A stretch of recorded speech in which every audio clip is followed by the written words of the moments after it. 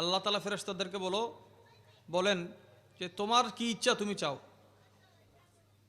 ফেরেশতারা তখন উম্মতে মুহাম্মদের জন্য দোয়া করে। ফেরেশতারা কি দোয়া করে? আল্লাহ,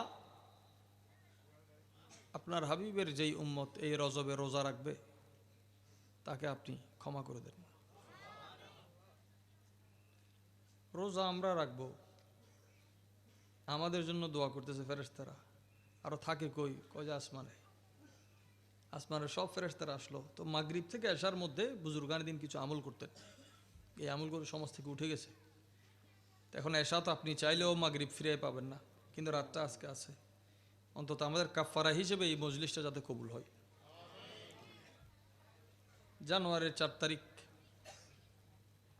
রজবের 15 তারিখ, এটাকে বলা হয় লাইলাতুল ইস্তিফতাহ। রহমতের 300 দরজা খুলে দেওয়া হয়, সবে ইস্তেফতা বলে এটাকে। এ রাত সামনে আছে, এটাকে কদর করবেন সারা রাত। এবং ইমামে জাফর সাদেক রাদিয়াল্লাহু তাআলার ফাতিহা, ইমাম আজমের পীর, আমাদের মাযহাবের যিনি ইমাম, ইমাম আজমের পীর, ওনার ফাতিহা ওই রাতে ইয়াদ করবেন।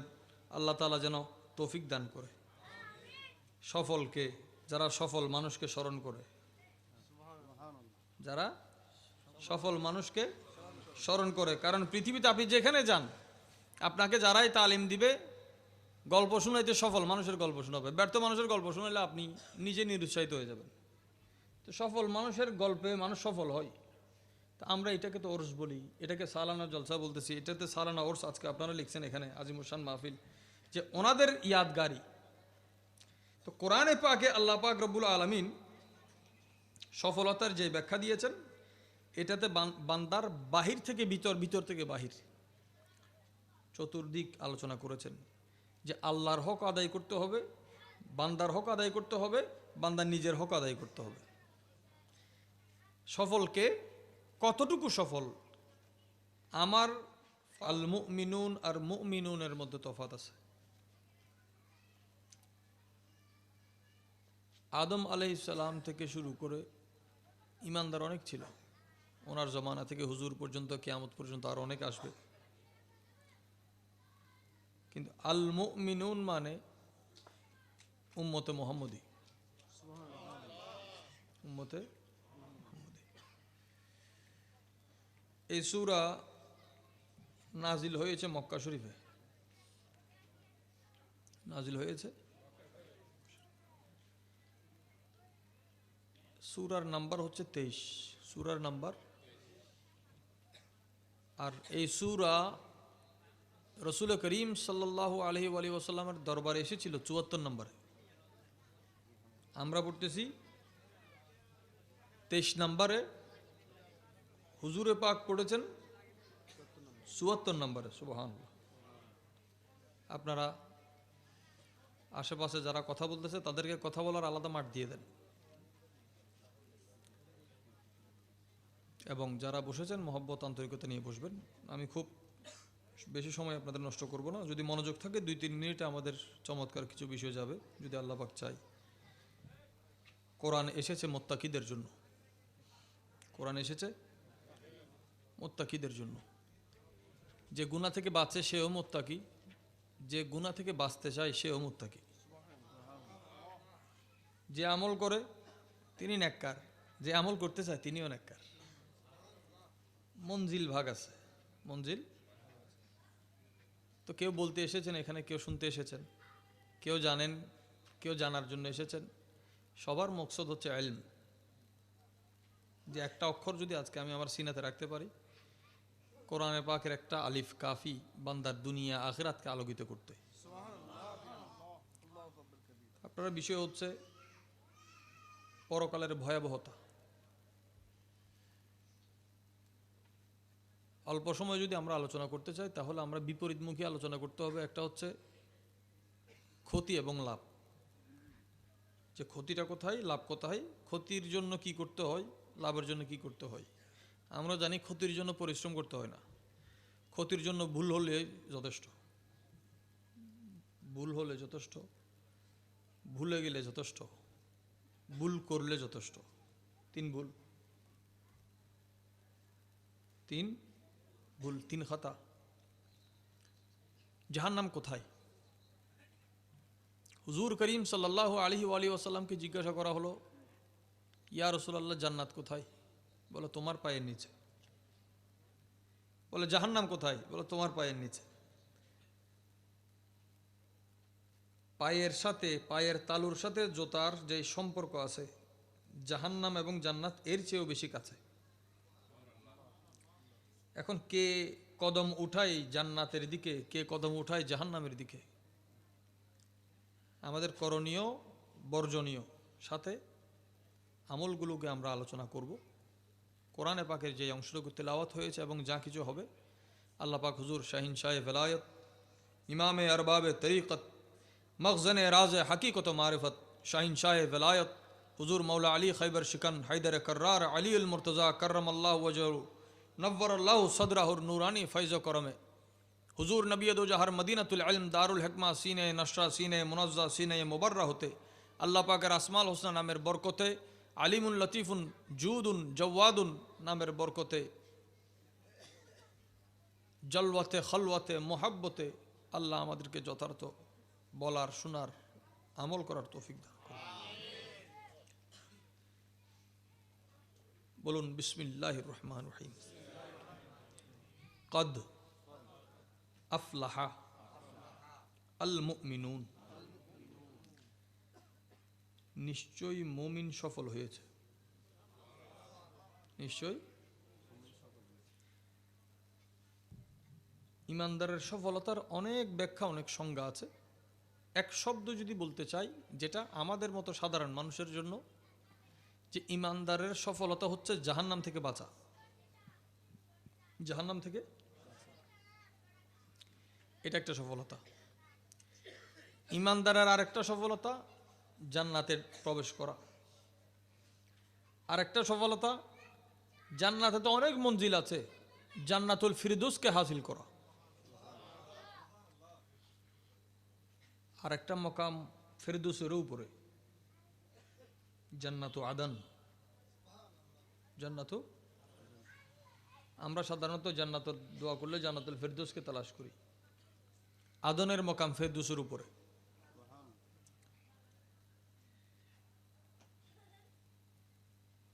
এর উপরে যদি কোনো নেয়ামত থাকে, সফলতা থাকে, ইমানের দাবিতে ইমানদারের একমাত্র সফলতা যেটা হাকিকত, সেটা হচ্ছে আল্লাহকে দেখা। আল্লাহকে। এবার জান্নাত জাহান্নামকে যদি আমাদের দৃষ্টিতে আমরা তাকাই, এক ধরনের দৃশ্য আমরা দেখতে পাবো। যদি আল্লাহর তরফ থেকে আমরা এই জিনিসটাকে বিবেচনা করি, তখন আমাদের দৃশ্যপট পরিবর্তন হয়ে যাবে। আমাদের বুজুর্গান দিনের অনেকের লেখা, অনেকের বলা অনেক অনেক কথা আছে যে ও জাহান্নাম ভি দে তো করুঁ শুক্র আদা,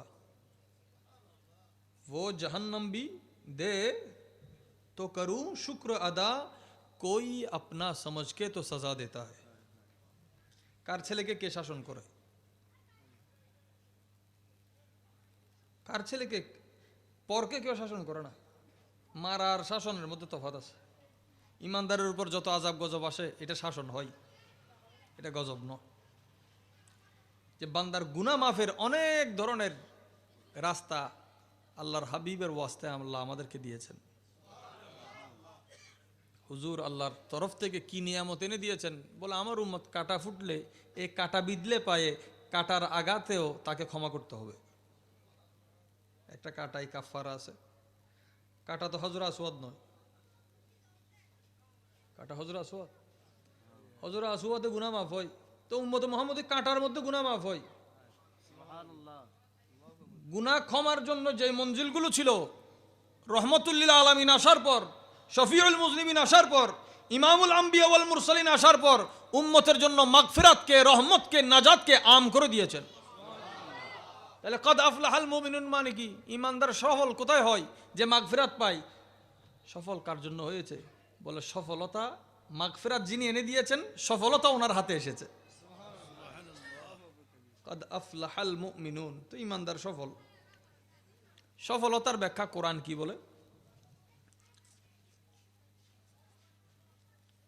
সফলের জন্য এই সূরাতে অনেক ধরনের নিশানা দেওয়া হয়েছে। এক নম্বরের নিশানা যে ইমানদার নামাজ পড়বে তার নামাজের মধ্যে খুশু থাকবে, মোহাব্বত থাকবে। সুবহানাল্লাহ। সিদ্দিক আকবর রাদিয়াল্লাহু তাআলা যখন নামাজ পড়তেন, উনি দাঁড়ালে পাখিরা গাছ মনে করে ওনার শরীরে বসত। পাখি গাছ মনে করে যে নড়াচড়া করলে সেখানে তো বসে না পাখি। এমন দিন গিয়েছে। ইমানদার সফল হয় কখন? ওয়াল্লাযীনা হুম আনিল লাগবি মুরিদুন, যখন অযথা অনর্থক কথা বাদ দেয়, কথা কম, এটা সফলতা। সুবহানাল্লাহ। কথা কম, এটা কি সফলতা। ওয়াল্লাযীনা হুম লিয-যাকাতি ফাইলুন, আল্লাহ তৌফিক দিয়েছেন, যাকাত দিচ্ছে। যাকাতের ফলসফা এটা অন্য ব্যাপার, এটা এখানে আজকে বিষয় না। ওয়াল্লাযীনা হুম লিফুরুজিহিম হাফিজুন, নিজের লজ্জাস্থানকে যারা হেফাজত করে তারা সফল হয়। সুবহানাল্লাহ। নিজের লজ্জাস্থানকে হুজুর করিম সাল্লাল্লাহু আলাইহি ওয়াসাল্লাম বলেছেন, তোমরা দুইটা জিনিসের জামানত আমাকে দাও, তোমাদের জান্নাতের জিম্মাদার আমি নিলাম। কি জিনিস? বলে দুইটা গর্ত, একটা জবান আর একটা লজ্জাস্থান। জবান এবং লজ্জাস্থান এই দুই গহ্বরের জিম্মাদারি যদি আমাকে দিয়ে দাও, এটা অর্থাৎ নবীর জন্য ওয়াকফ করে দিলে, যে এটা যখনই ব্যবহার হবে নবীর তরিকায় ব্যবহার হবে। আল্লাহর হাবিব বলছেন, তোমার জান্নাতের জিম্মাদার আমি নিলাম। আপনাদের বিষয় ভয়াবহতা, আমি পজিটিভ থেকে আলোচনা করছি, কারণ নেগেটিভ বলে মাথা এখন ধরে যাবে। সময়ের সূত্র এবং সময়ের সুরঙ্গ বড় খতরনাক। যেহেতু আজকে রহমতের রাত, এটা আমাদের অনেকের অজানা এবং এটার পালনা আমাদের এখানে অনেক কম। আজকে রাতকে বলা হয় লাইলাতুর রাগায়েব। লাইলাতুর, আসমানের সমস্ত ফেরেশতারা আজকে খানায়ে কাবাতে এসেছে। আমি তো এখানে মাগরিবের পর আসার কথা ছিল, কিন্তু কথা বলে আমি আবার সময় পরিবর্তন করছি, কারণ নিজের জন্য কিছু জিনিস রাখতে হয়। খানায়ে কাবাতে এবং কাবার চত্বরে, কাবা শরীফের চত্বরে ফেরেশতারা এত আনন্দিত হয়, আল্লাহ তাআলা ফেরেশতাদেরকে বলেন যে তোমার কি ইচ্ছা তুমি চাও। ফেরেশতারা তখন উম্মতে মুহাম্মদের জন্য দোয়া করে। ফেরেশতারা কি দোয়া করে? আল্লাহ, আপনার হাবিবের যেই উম্মত এই রজবে রোজা রাখবে তাকে আপনি ক্ষমা করে দেন। রোজা আমরা রাখবো, আমাদের জন্য দোয়া করতেছে ফেরেশতারা। আরো থাকে কই? কয় যে আসমানে। আসমানের সব ফেরেশতারা আসলো। তো মাগরিব থেকে এশার মধ্যে বুজুর্গানের দিন কিছু আমল করতেন, এই আমলগুলো সমাজ থেকে উঠে গেছে। এখন এশা তো আপনি চাইলেও মাগরিব ফিরে পাবেন না, কিন্তু রাতটা আজকে আছে। অন্তত আমাদের কাফারা হিসেবে এই মজলিসটা যাতে কবুল হয়। জানুয়ারির 4 তারিখ, রজবের 15 তারিখ, এটাকে বলা হয় লাইলাতুল ইস্তিফতাহ। রহমতের 300 দরজা খুলে দেওয়া হয়, সবে ইস্তিফতাহ বলে এটাকে। এ রাত সামনে আছে, এটাকে কদর করবেন সারা রাত। এবং ইমামে জাফর আস-সাদিক রাদিয়াল্লাহু তাআলার ফাতিহা, ইমাম আজমের পীর, আমাদের মাযহাবের যিনি ইমাম, ইমাম আজমের পীর, ওনার ফাতিহা ওই রাতে ইয়াদ করবেন। আল্লাহ তাআলা যেন তৌফিক দান করে সফলকে, যারা সফল মানুষকে স্মরণ করে, যারা সফল মানুষকে স্মরণ করে। কারণ পৃথিবীতে আপনি যেখানে যান, আপনাকে যারাই তালিম দিবে, গল্প শোনাইতে সফল মানুষের গল্প শোনাবে। ব্যর্থ মানুষের গল্প শোনাইলে আপনি নিজে নিরুৎসাহিত হয়ে যাবেন। তো সফল মানুষের গল্পে মানুষ সফল হয়।